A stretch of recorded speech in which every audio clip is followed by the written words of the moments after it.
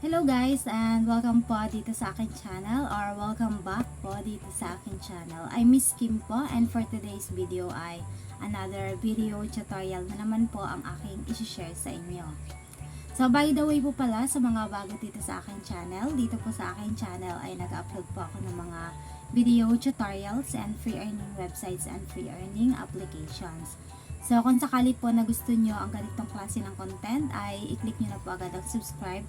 Pati na rin po yung notification bell para lagi po kayong updated kapag may mga bago akong video uploads. So ayan, ngayon na lang po ulit ako nakapag-upload. So pasensya na po, medyo na busy lang. And ayun nga, medyo babawi tayo ngayon. So ang pag-uusapan po natin ngayon ay about PNB.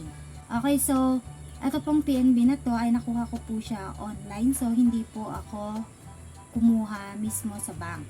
So online ko po siyang nakuha. Okay, so ito yung itsura niya. Ayan. So, merong nakalagay dito na Mabuhay Miles and Philippine Airlines. So, siguro pwede siyang gamitin doon. So, hindi pa ako 100% na may idea about dito kung saan siya pwedeng gamitin. So, for today's video, ang i-share ko lang po sa inyo ay kung paano makakuha ng ganito. So, libre siya, wala po siyang bayad. And wala rin siyang maintaining balance. So, yun yung pinakagusto ko dito. Okay, so bago po ako kumuha ng ganito ay nag-walk-in po muna syempre ako. So, dito nagkaroon po ako ng idea about dito is dahil lang din dito sa YouTube. Meron po akong napanood. And kung hindi nyo pa napanood yon, napanood nyo ako, so parang isi-share ko lang din yung knowledge na yan. Okay, so una, di ba nga nagkaroon ako ng idea about dito na pwede nga makakuha ng wala raw babayaran. So ang ginawa ko ay nag-walk-in po muna ako doon sa mismong bank ng PNB. And pagdating ko nga doon is nag-apply nga ako ng savings bank. So ngayon, ang sabi nila ay meron nga itong bayad. So, ang bayad daw is, ang standard fee nila ay 3,000 para sa ATM and sa passbook naman ay 10,000. So, ina-expect ko kasi yung mga luma kong ATM ay yung mga dati pang sa agency ko, sa trabaho ko, ang binabayaran ko lang talaga is 300 pesos, 100, ganyan lang. So, first time kong kukuha mismo ng ATM ng sarili ko ng walang referral. So, medyo na-shock ako dun sa 3,000. So, shinare ko sa kanila na meron nga akong napanood. Ano po yung napanood ko na wala daw babayaran na Mastercard. PNB Mastercard. So, sabi sa akin nung staff is hindi sila nagpa-process noon ng walk-in. So, online po siyang pinaprocess. Kung gusto ko daw po ng libre, is online ko siyang i-process. Unlike doon sa mismong magbabayad ka ng 3,000 is makukuha mo ka agad-agad.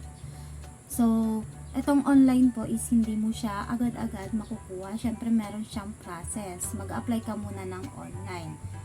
So, after mong mag-apply ng online, mag-aantay ka pa ng 2 days. 1 day lang, 1 day.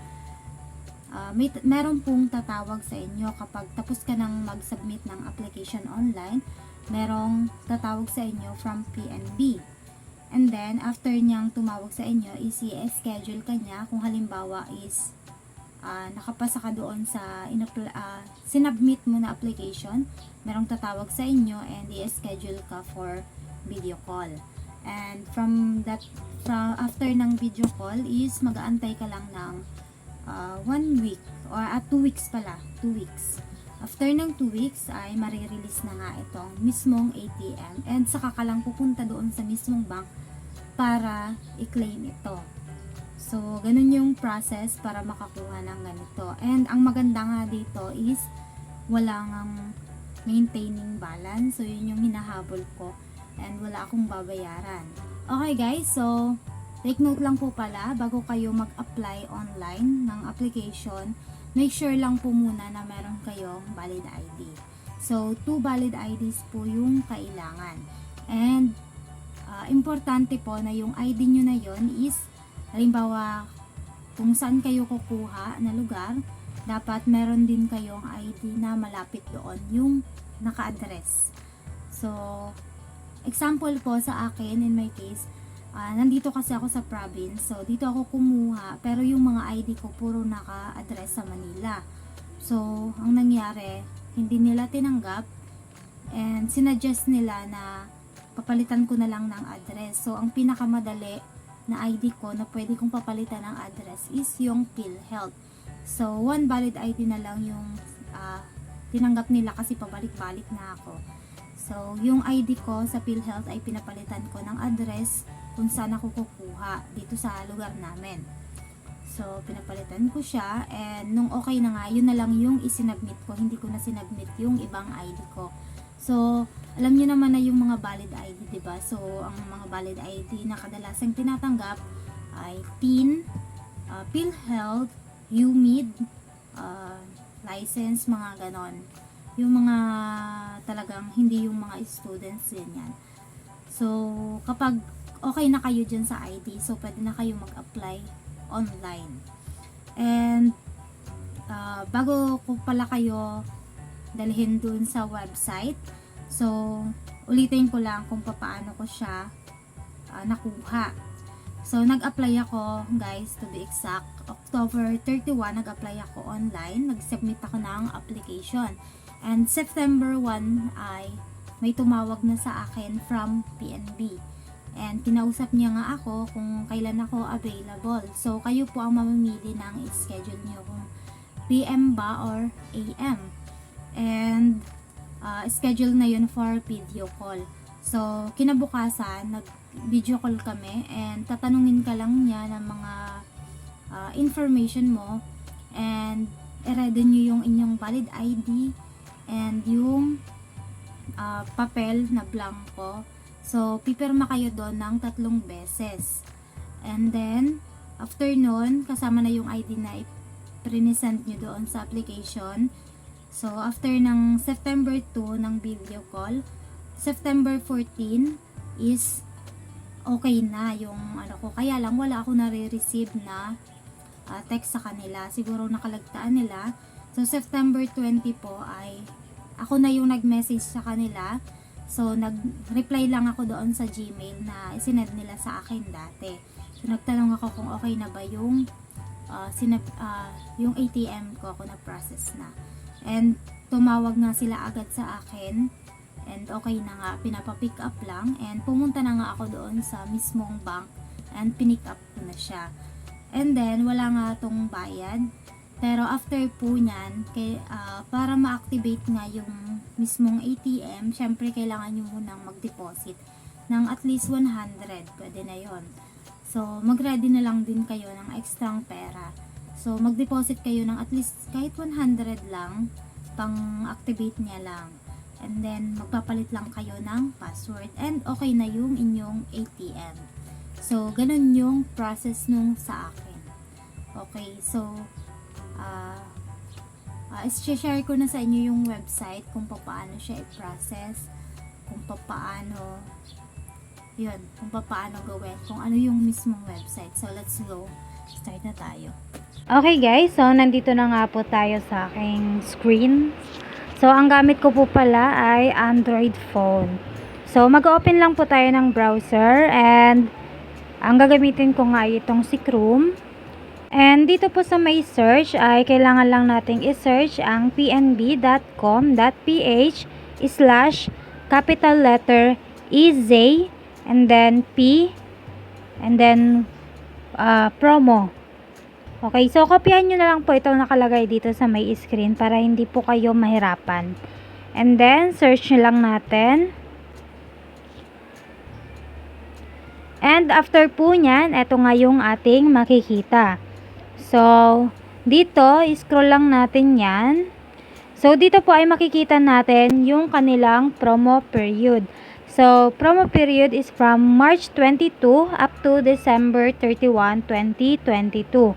So, ngayon po ay October. So, meron pa kayong chance para makakuha ng kanilang libreng PNB Mastercard. So, up to December pa naman siya. Okay, so dito is meron silang terms and condition. Pwede nyo pong i-click ito para mabasa nyo yung kanilang terms and condition. And then, next naman is, scroll lang natin yan. And dito din ay makikita natin yung kanilang mga list of valid IDs. So, i-click lang natin ito. And dito nga po ay makikita nyo na yung mga valid IDs na pwede sa kanila. So, pwede nyong tingnan muna dyan kung alin yung available or kung alin dyan yung meron kayo. So, after po nyan, para makapag-start na tayo, meron po kayong makikita dito ang click here to get started. So, yan po yung i-click natin. So, click lang natin muna. And after nyan ay dito na tayo mapupunta. So, ang next naman, scroll lang natin. Mag-start na po tayong sumagot. So, nationality natin is kung Filipino kayo or non-Filipino, piliin nyo lang. And then, you're about to begin your account application. So, dito po ay pwede nyong basahin itong mga to. I-click nyo lang para mabasa nyo siya. Ayan. Pwede nyong basahin yang mga yan. Para meron po kayong knowledge about sa account na kukunin nyo. And then, kapag okay na po, ay i-click nyo lang itong box. Ayan. And then, scroll lang natin ulit. And dito po ay kailangan lang nating ilagay yung ating first name, middle name, and last name. And then, lalagay lang natin yung ating date of birth, kung kailan tayo pinanganak, and kung saan po tayo pinanganak. And then, yung ating gender, kung male or female, and civil status, kung single ka ba or married. Ayan, pili lang kayo dyan. And then, ilalagay naman po natin dito yung ating present address. And yung ating city, province, and yung zip code. And after nyan, ay kailangan lang nating ilagay yung ating active mobile number. And email address din po, importante dahil magje-gmail sila sa inyo, mag-email sila. So, maglagay kayo ng active mobile number and email address. And then, retype nyo lang. So, dito ay kailangan nyo ding ilagay kung ano yung inyong nature of work, kung ano yung trabaho nyo, yung inyong business, kung may business kayo. Ayan. And then, other information, yung TIN, kung meron po kayong TIN ID, and yung source of funds, and yung purpose po of account opening ay pwede nyong ilagay savings. So, katulad niyan. Pwedeng savings lang. And then, do you want your own PNB PAL Mabuhay Miles Debit Mastercard? Yes. Do you have an existing PNB account? So, depende po ito sa inyo kung meron na ba kayo dati or wala pa. So, yes or no lang. And then, do you want to enroll in mobile banking? So, yes. And then, dito po, ay kailangan lang po nating mag-submit ng ating ID. So, upload image of your valid ID and signature.